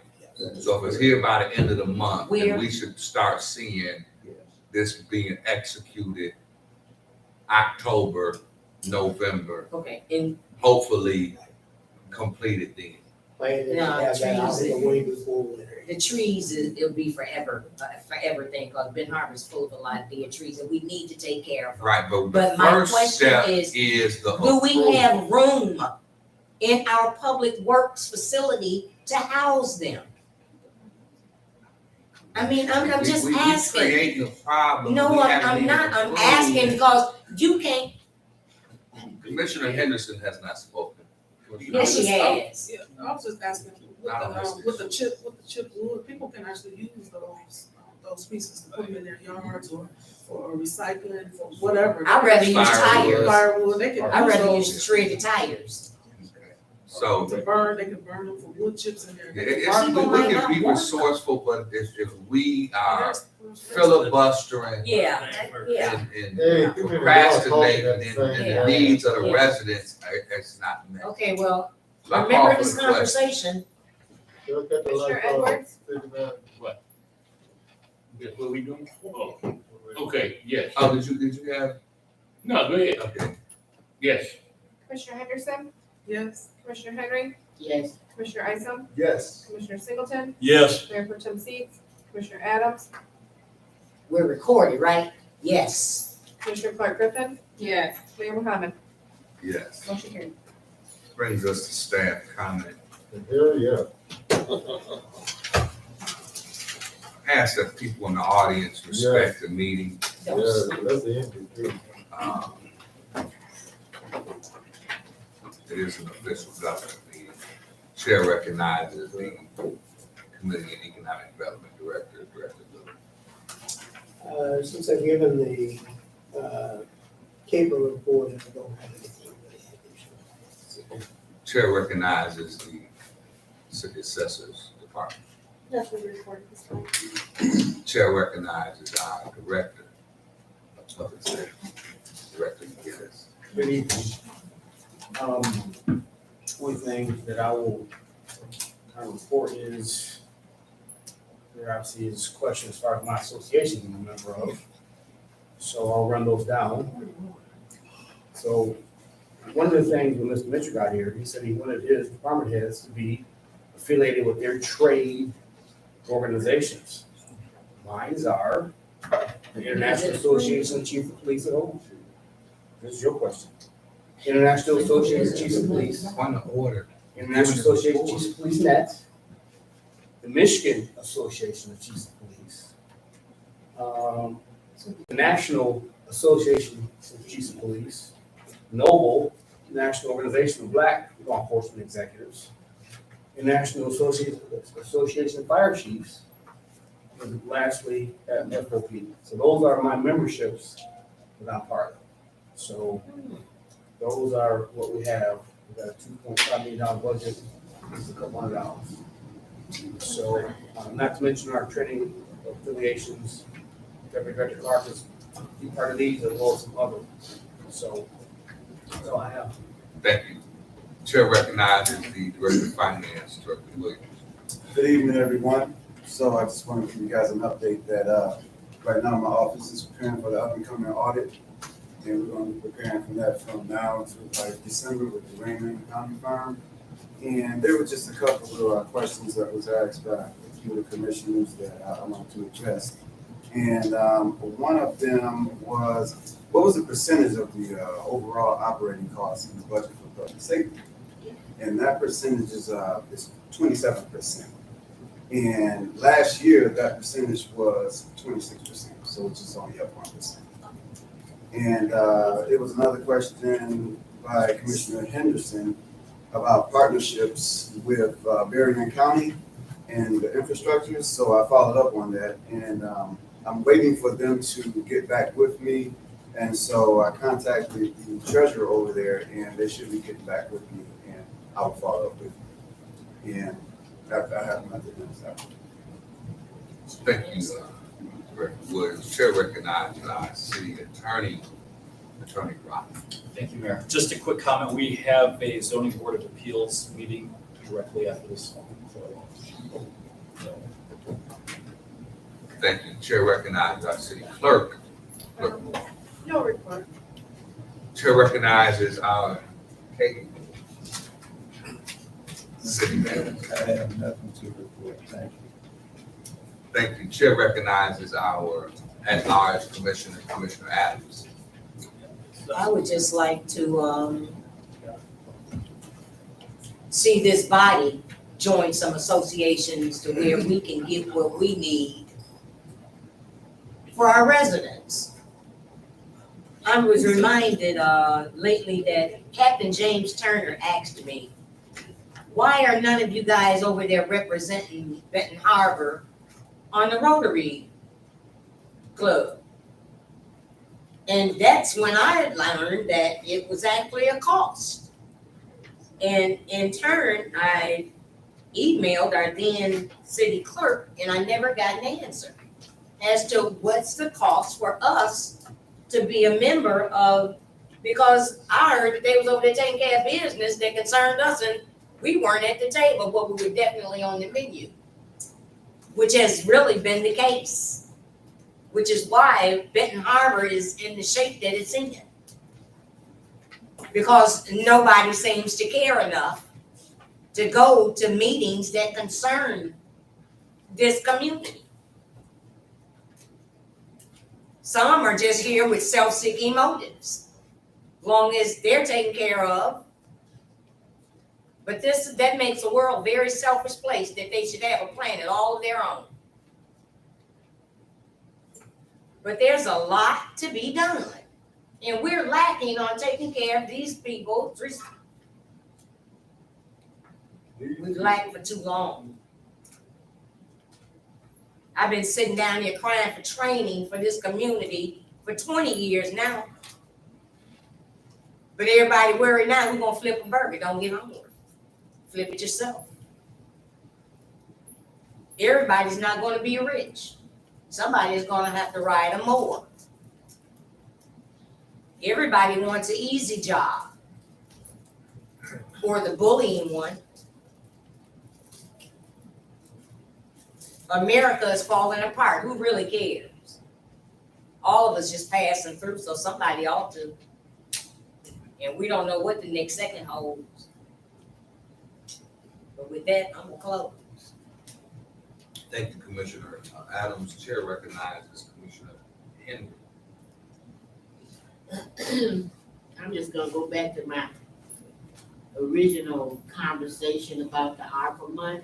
I want the citizens to hear that we're spending your money and what we're spending it on. And if you need relief on your water bill, you need to come down here as a group of people and tell them. Tell us to relieve it. There's a lot of CARES money that was brought into this community, along with the ARPA money, and we spent it. And you got only $356 for to take care of your water bill. So my suggestion to you, since we got 9 lazy elected officials, that you come down here and make us take care of you. That's it for me today. Thank you. Chair recognizes Commissioner Clark Griffin. Good evening, everybody. I'd like to thank everybody for coming out. About a week ago, on August 27th, me and 144 residents put together a resource fair. It was from 12 to 4. We had a few sponsors, but mostly out of our pocket. And we wanted to help meet the needs of the residents. We had vendors, which consist of meal assistance, mental health, physical health. We had youth activities. Vendors deal with finances, helping people get their finance right. Clear if you had a record. We had vendors to help do that. Also, during the same time, we had a prayer walk going on throughout the 4th Ward. And we had also a cleanup going on throughout the 4th Ward. So, like Commissioner Isaac said, it was a lot. We got a lot done.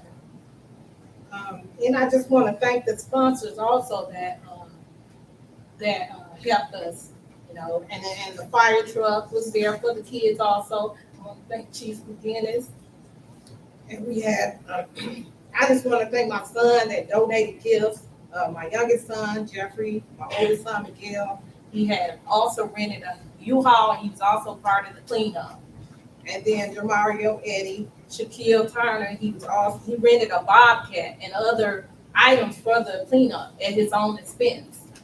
And then my colleague, Commissioner Edward Isaac, he was involved in the cleanup, and I want to thank him too. we got a lot done in full board. And then the city manager for allowing us, the public works trucks to be out there and assist us. So, and we're not just we're gonna make it an annual. We was doing it mainly at first initially for 4 resident, but we opened it up to the whole community. So whole community came out, and I wanna thank the residents that came out to see their commissioners and hang out with their commissioner. We had a good time. We had food, we had giveaways. And it was a great thing, and we're gonna make it now an annual event. So, and then we're gonna do things throughout the year. So we're gonna be doing things to help the residents meet their needs throughout the year. You know, I don't care if it comes out of my pocket again. God has blessed me, and I believe in blessing others. So it is moving, definitely in a full forward. So, thank you. Have a good night. Thank you, Commissioner Clark Griffin. That report, and like to just thank you again for your activism in your ward. And I'm sure the residents appreciate that hard work. The chair recognizes Commissioner Edmonds. Thank you, Honorable Mayor. Good evening to everyone. Thank you all for coming out. I asked some to come out. I guess some still here and some gone. September 16th, planning on giving a meeting. Just me. No cost to the city. Cookout and appreciation for city employees. From my understanding, I got to count today, there is 68 of you guys. 68. So that's 2 times 68. Bring your wife, your dog, a cat, something like that. September the 16th, I do know that there are maybe some city workers who will be working on that Friday, so we'll be having it all day. So if you want to come over for lunch, you can grab lunch, whatever, enjoy yourself. And it also will be going on after you get off. So if you want to get that late evening dinner, feel free to do so. We will start it off right across the street there at City Center Park. And we will continue until you guys get tired, because that's Friday, and I think this Friday will be the last time for a movie. So if you guys would like to stay and watch that last movie of the summer, I believe, you can also do that. We're going to try to have it right, everything right across the street, so you won't have to move. Do your car right there in the parking lot. Also, I would like to say this to the public safety. I never did get a chance to do that. Thank you for the work they did over there at Harbor Towers when there was a fire on the 5th floor. Nobody was injured. Thank you for that. I also like to thank Public Works for the work that they helped us do during the children's while they was working. And that's one reason I'm giving the cookout. I mean, we can all bash each other. I can go home bash myself for not doing a good job. I really can. I can look in that mirror every day and bash myself for something I didn't do. Either I didn't do it for my family, I didn't do it for myself, I didn't do it for my wife, I didn't do it for a friend. I didn't do something for somebody. But at some point in time, you ought to appreciate somebody. If you don't, leave them alone. Because you keep bashing them, they leave them. Or they might bash back. It ain't good either. But I just want to show the city workers I appreciate them. I know you guys are short. I ain't gonna get into the pay. My son tells me when he get paid, I feel sorry for our officers. But anyway, I'm not getting into that. But just to let you guys know, I appreciate you, so you can come out right across the street. That'll be next Friday, 16th from noon. If you guys go home, no pay, you can bring your, whatever, bring somebody. We appreciate you guys. Last but not least, I want to thank everybody here. Always good working with you guys. I know we have fights and all that kind of stuff. It's part of life, right? Get a black guy, put a piece of meat over and go to the next fight. Put another piece of meat on the other one, keep going, right? Anyway, thank you all very much. And when we get to marches, what can we do with the march? Very good. We can have a lot of parks. We got what, 13 parks? Yeah, we can use the march. We can use the march. Thank you very much. If you don't, bag it up and sell it. Thank you, Commissioner. Chair recognizes Commissioner Henderson.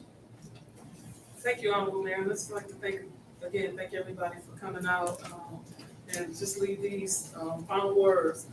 We are not where we wanna be, but Lord knows we ain't where we were before. And so we have, a long way to go, and, with hard work and commitment, I think, we will get here. Everybody that's up here ran for a good cause because they wanted to improve the city. I think each person, in terms of work, has to speak for themselves in terms of what they are or are not doing. But I will also say this, when it comes to monies that we spend on infrastructure and for other things, those things are for the residents. Whether we pay a certain specific amount for water bills, but all of these things that we are doing are for our residents and for people who live in this community. So those monies that are being spent are for those things, and we are doing that. It may not be in the form that some want, but we are spending this money to better this community. So with that being said, everybody have a great night, and again, thanks for coming out. Thank you. Chair recognizes Commissioner Ison. Thank you, Honorable Mayor. It's good to be back. I was down for a minute, but, yeah, city commission, but working with Commissioner Griffin on that cleanup, we just stay on it with this new equipment, add a few people public work, put the senior employees on the machines. We can do this a little bit at a time. Just keep nibbling at this thing that's on us. It's trash, the tires, the brush, but then we're gonna need the residents' help too. Take care of their neighborhoods, community, throwing trash in the garbage cans. Maybe need more garbage cans around for people to throw in, to keep the drains clean. So everybody put in a little, you can do a lot, So with this equipment, it's gonna help a lot. At least it's a start. We gotta trust the process. Sometimes you gotta go through something to get there. It's a process, It's a process. So, it was good to be back. I think the commissioner's doing a great job. Good to see Mr. Duncan. Well, you ought to do Thank something you, to help Mr. Mr. Bernard, Duncan. Put some thank more you, chairs. Mr. Point of Nesbitt. order. Thanks you, Mr. Nesbitt. Take all the chairs out of here. Coming, Yeah, don't want nobody to voicing say your nothing about it. concerns, the things are happening. We hear you. We got this equipment, but I think we're spending the money the right way. It's helping that's helping the people. Water going down the drain, that could be flooding their house. Right. Brush in the streets, So it's a start. I say we take a little bit at a time. We can do this. And just like I said all the time, expect great things in Harvard. Expect great things. Thank you, God bless you. Commissioner Ison. Chair recognizes Commissioner Singh. Thank you, Honorable Mayor. That's the street sweeper that we'll probably be seeing on a regular basis. So, and that's for the people, make their lives a lot more comfortable. I know the old cliche about what have you done for me lately, and, but what have you done? So, and I think, the strides that we've, taken in the last few years. So, not knowing what money was going to come from. We heard, hear the complaints, and that's good. When you hear the complaints, you got to start, thinking out of the box on some solutions, And I think, this commission has doing good in that area. And with the resources, that come, they come up with a plan to spend them to get the best bang for the buck, the most impact for the citizens. Like I say, back at sometime with the water, we knew about the pipes and everything. They had to be done once it was discovered. Didn't know where all the money was coming from, you know. And it was good that all the conversation went on and, you know, everybody scrambling and doing this and even some name calling and some tagging and stuff. But through it all, you know, money came. And 100-year job, went to 20, and then it went to 18 months, you know, and probably beat that timeline, you know. So I guess it's, you know, sometimes you get a little tired and skin get a little thin, but when you look at it, it's for the greater good of the people. Then you can tough it up and dust yourself back off and go back out there and give your best shot again to make some things happen, you know. Enforcement, you know, I know a lot of times, you know, I mean, I hear citizens come up and talk about enforcing the ordinance that we got on the books and stuff. And then I hear, you know, some commissioners say, "You're too hard on my people," you know. So we got to find some type of, you know, balance somewhere. You know, I understand it, you know. But we also got to just as hard as you get on us, let's get on each other. Let's get on our citizens, just, you know, pitch in, help in. You know, we all all of us got to live here, and all of us. I think the majority, the most. I don't know anybody really want to live in squalor, you know. But you know, that's some folks. There's some folks that, you know, just, you know, don't care. But we got to bring them along and say, hey, look, you know, we trying to do better. You know, we need some help. You know, they can't do everything. You know, you can do the best they can do, but you got to also do your part too. Events like Commissioner Clyde Griffin, you know, had, you know, in her ward. You know, and I think that's great to see things like that happening. I think when you bring people together and say, hey, look, you know, let's make our spot look better. You know, let's have a better life in our spot, and it's catchy. You know, I think if you see, you know, if you ever go out in your yard and start raking your yard, next thing you know, the neighbor doing it, the neighbor down the street, and, you know, everybody's talking. So I think we got to get back to that type of community and neighborhood type thing, and have it spread throughout the whole city. We got a great opportunity before us, and I just hope we don't drop the ball. I don't think we had no intentions of doing that, but you know, it got to be a buy-in from everybody. So I don't mind taking the shots. I got called some pretty good names on social media and everything, but you know, I don't care what they say about me, as long as they say something. Thank you. Thank you, Commissioner Singleton. I'd like to thank all the residents for coming out. I'd like to thank everybody in their participation, public comment. We need to hear your voices. It's very important. Just an update, the city of Benton Harbor is 86.5% complete with the lead service line project. We completed over 3,900 removal and replacements. We have 610 to go. And with that great work that has been done, the city of Benton Harbor has been invited to participate in the One Water Summit event in the Great Lakes and St. Lawrence Cities Initiative, which is a group of 23 cities that touch the Great Lakes, all the way from Lake Superior into Toronto, in Canada, all the way to Toledo, to Detroit, Benton Harbor, Milwaukee, Racine, and many more. But the city of Benton Harbor has been invited to participate as a panelist to share with all of the other cities what has been done here, and I'll just read some of it.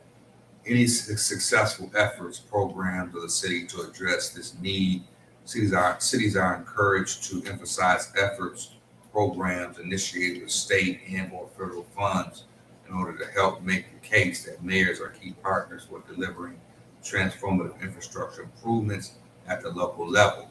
For example, Commission members Toledo and Detroit invested American Rescue Plan Act funds, ARPA, in lead service line replacement and urban flooding respectively. It also says an ongoing water equity need of the city related to one of the commission's 4 priorities. Lead service line replacement, which I said stated were 86.5% complete.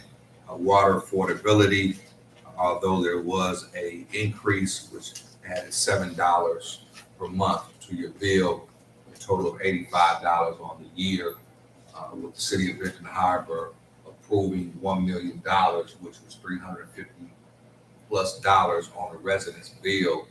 It helped with addressing the increase. And the increase will be for the next 5 years at about $85. The city of Flint currently is struggling to pass their effort to help residents with ARPA dollars because of politics. The thing about Benton Harbor, we came together and did it unanimously for the people. Prayers to the city of Jackson, who's going through in a very similar way what the city of Benton Harbor is dealing with. Mayor Lumumba stated that they need $1 billion to address their water filtration plant deficiencies. They have over 150,000 people, and they're trying to bring the water pressure back to normal, where they can at least have enough to fight fires and have running water. So there's always a bright spot in dark places, but I'm grateful the city of Benton Harbor and we came together during tough times to address the issues that we are facing. I will also just shout out to AEP, who's here, for working with the city on Operation Streetlights, where they went throughout the entire city to help light up places that lights were out. So that's an ongoing effort, but it has started, and they've been aggressively doing so. So with that being said, I'd like to entertain a motion to adjourn. Motion is made by Muhammad, supported by Commissioner Adams. Which closes the city commission meeting. The meeting to follow was the City of Benton Harbor Zoning Board of Appeals meeting, which I'd like to open up that meeting, which is to immediately follow the city commission meeting. Madam Clerk, could you call the roll? Commissioner Adams? Yes. Commissioner Clark Griffin? Yes. Commissioner Edwards? Yes. Commissioner Henderson? Yes. Commissioner Henry? Yes. Commissioner Isom? Yes. Commissioner Singleton? Yes. Mayor Pro Tem Seats? Mayor Muhammad? Yes. This brings us to public comment. You have 3 minutes.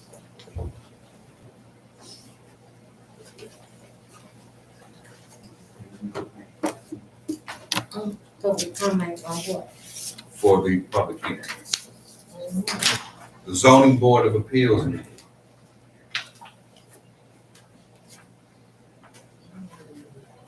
Is there any comment? No citizens comment. No.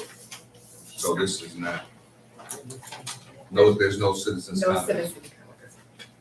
Thank you. This brings us to the public hearing, which we open it. It is the variance request for 300 West Main Street, AEP substation, Benton Harbor, Michigan, 49022. Place a 10-foot non-conductive brick wall and fence around the substation. The applicant is present, and I'd like to yield the floor to representatives of American Electric Power. Thank you, Mayor. I'm Mona Livingston with Indiana Michigan Power, and I have Pete Siglo with Whiteman Group.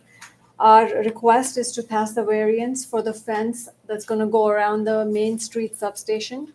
The actual site plan was approved by the planning commissioners maybe 2 months ago. And this part only pertains to the fence. The fence is going to be a non-conductive fence. It is a brick fence that faces the main street. And then on the sides is the Fiberglass. is a fiberglass fence. And there are pictures in the application. And this is required by the height of the fence, and the material is required by the National Association of, for electricity and utilities. We have to have that height to keep the citizens safe so that people can get in and land up injuring themselves, because most of all the wires will be live at the substation. And this substation is slightly different than the other substations that you see in the community. This has like a building aspect to it. Again, those plans were approved by the Planning Commission, and we have tried to match the fence front part to the building structure. So you have it as a brick, because there are accents of brick throughout the substation. But I have Pete here with the Whiteman Group, and he can answer technical questions because I'm not the technical person. I'm the community affairs person. Right, so she summed it up pretty well. Again, the variance specifically is the height is we can't meet the city's requirements because we have to have the 10-foot height because of the standards basically for safety. So people to keep people out.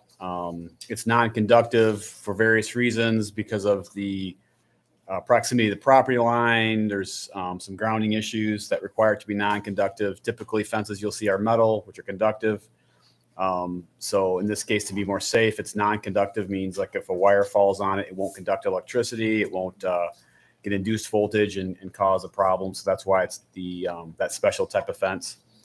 And then it's the other. So height is one of the things we're asking for, and also the distance to the property line. So in some cases, it's basically right on the property line because we need that space in order to fit the substation where it currently is.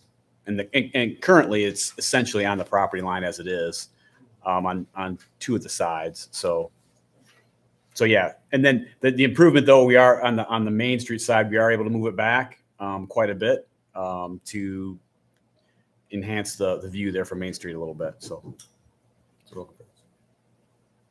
Are you all complete your presentation? Yeah, we can answer questions or try to answer questions. Chair recognizes Commissioner Anderson. I have a question. So right now there is a chain link fence or something going around it now. And so you're proposing to move it back toward that, it's a street that goes, it's closer to that street. So the fence that you're proposing to put up, it'll have a brick front and it'll have a non-conducive side on the side and in the back, or will a brick front go on the back of that as well? No, the brick will only be in the front, that you can see from the Main Street. Just near the school, that's why I'm asking. There's a school there, so it won't have a brick back, so it doesn't obstruct or looks good toward where Spin Harbor Cape Academy is right there, behind where the substation is being proposed. So why not put a brick wall in the back as well as in the front, and just make the sides metal? Because I'm asking. So there are a couple of reasons for that, and correct me when I'm not speaking correctly, because I've just picked this up from the meetings. Some of these fences will have to be adjustable because there is not enough room for us to bring in our equipment when we need to do some repairs. So these fences are kind of collapsible, or we can easily take them apart, bring in our equipment, put them back together. There's also going to be underground conduits that will be going from the substations, feeding the city and feeding other stations. And we would have to dig for that. And we can't have brick all around because then we can't dig from under it.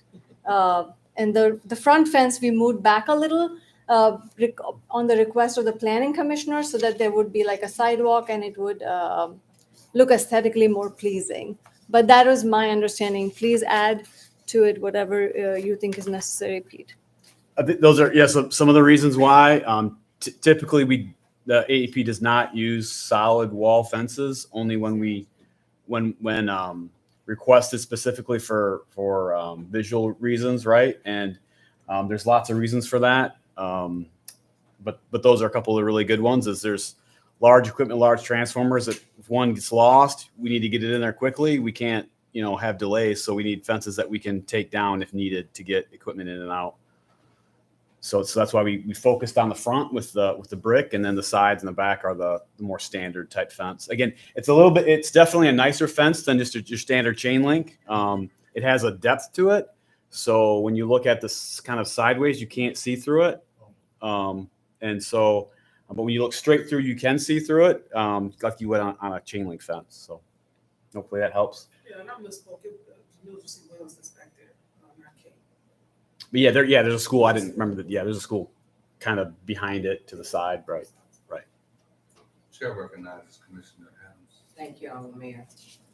And thank you. This has been a long time coming. I know we've been working on this for a long time, and I think I heard you make mention about the front, the facing off of Main Street. I mean, that station has been there since I was probably a little girl, running down there to the fruit factory. And now it's a school. But who would have known? But I like the plans that you guys have come up with in listening to us, and those that were in attendance and gave our input to at least make the face of Main Street by backing it up as much as you could and doing something nice to the eyes, to the community, since it's on our Main Street. But thank you. Thank you. Chair recognizes Commissioner Singleton. Just clarification on the brick fence will be 10 feet, and the, what you call it, vinyl or whatever, Fiberglass. fiberglass, that'd be 10 feet also. Yes. That is a minimum requirement. Any plans for like, on the brick side, for like some landscaping? Yeah, so there's landscaping all in the front on Main Street, and we even submitted the kind of trees that we would have with all the number of details and the positioning, approximate positioning of the trees, and there will be landscaping on the,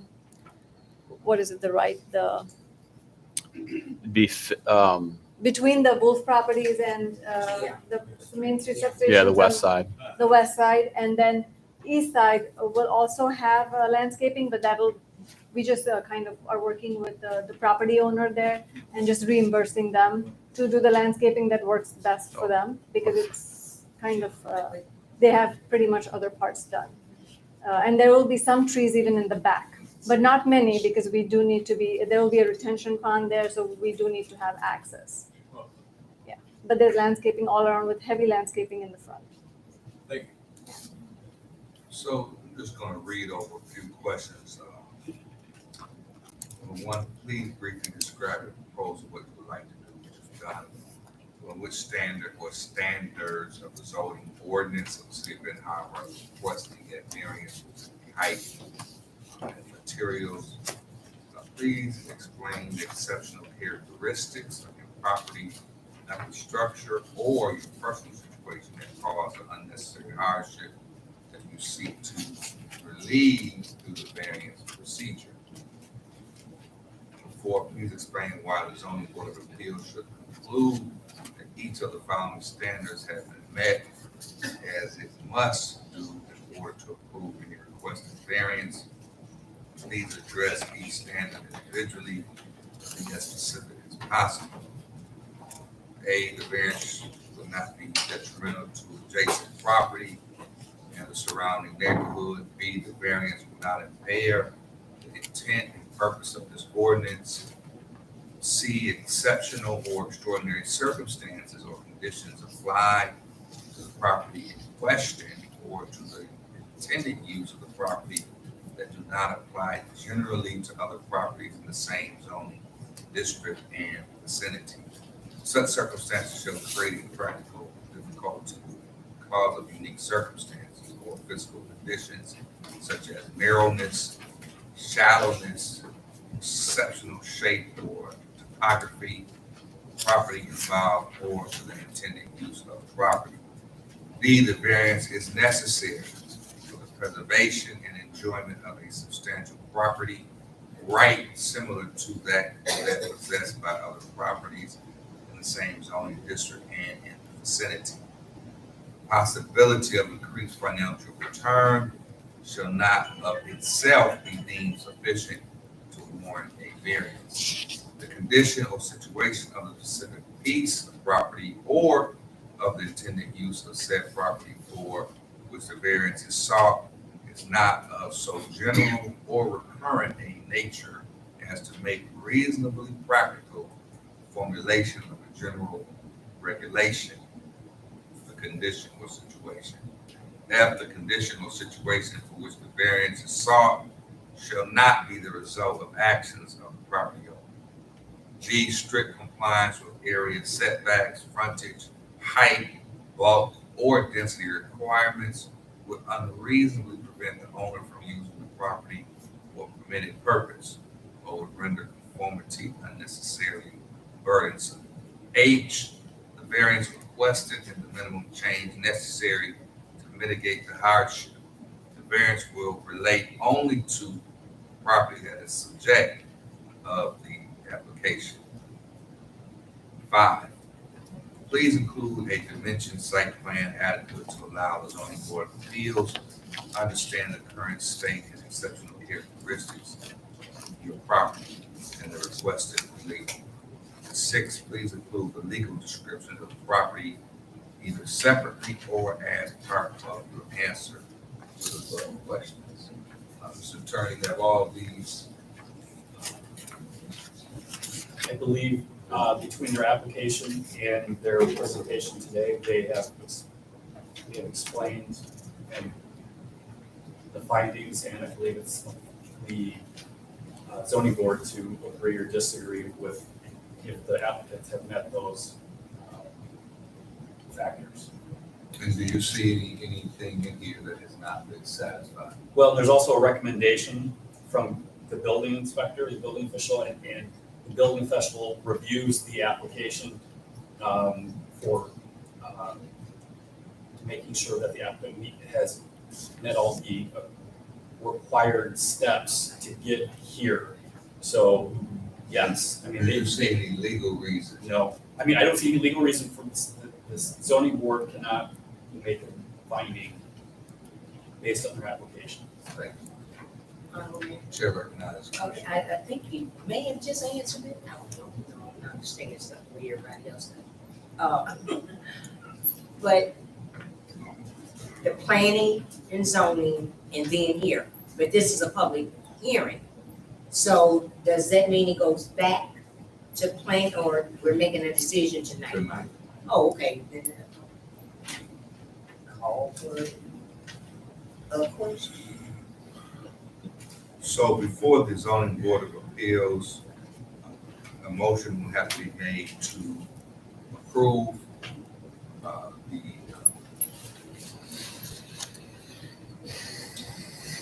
variance request, or a motion will have to be made or denied. Make a motion for the variance request be accepted. Support. Motion is made by Commissioner Edwards for approval of the variance request, and it is supported by Commissioner Singleton. Madam Clerk, please call the roll. Commissioner Heisel? Yes. Commissioner Henderson? Yes. Commissioner Edwards? Yes. Mayor Pro Tem Steve? Commissioner Singleton? Yes. Commissioner Foot Griffin? Yes. Commissioner Adams? Yes. Commissioner Henry? Yes. Mayor Muhammad? Yes. Motion carried. Is there a motion for the adjournment? Motion to adjourn. Motion is made by Commissioner Adams, supported by Commissioner Edwards. Madam Clerk. Commissioner Adams? Yes. Oh, the end, yes. Commissioner Foot Griffin? Yes. Commissioner Edwards? Yes. Commissioner Henderson? Yes. Commissioner Henry? Yes. Commissioner Heisel? Yes. Mayor Pro Tem Steve? Commissioner Singleton? Yes. Mayor Muhammad? Yes. Motion carried. Thank you. Thank you. Thank you.